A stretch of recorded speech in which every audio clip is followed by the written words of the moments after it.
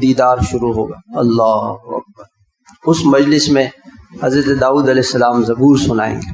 حضرت داؤد علیہ السلام جب زبور پڑھتے تھے تو پرندے وجد میں آ جاتے تھے، اور پرندے حرکت نہیں کر سکتے تھے، بس وہ آ کر کے حضرت داؤد علیہ السلام کے ساتھ وجد میں آ کر کے اللہ کا ذکر کرتے تھے۔ پہاڑ ان کے ساتھ، ان کی آواز سن کے پہاڑ وجد میں آ جاتے تھے اور اللہ کا ذکر کرتے تھے۔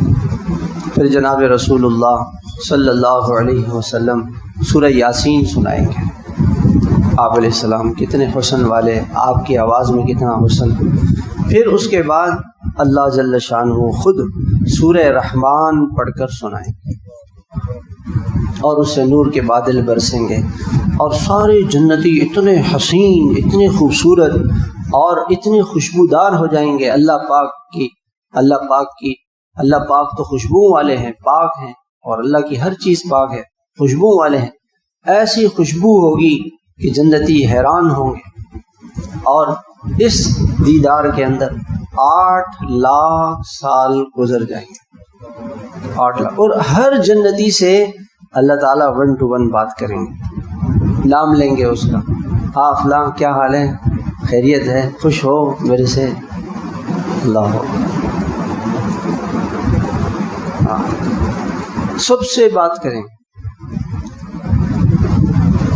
8 لاکھ سال، تو یہ 8 لاکھ سال کے بعد اللہ تعالیٰ اس منظر کو ختم کریں گے تو جنتی کہیں گے کہ اللہ ہم تو آپ کا دیدار ہی نہیں کر سکے۔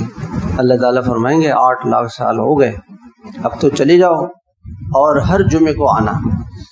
تو عام جنتی جو ہے وہ ہر جمعے کو ان کو اللہ کا دیدار کرایا جائے گا، اور جو خاص جنتی ہوں گے ان کو جو صبح اور شام اللہ کا دیدار کرایا جائے گا۔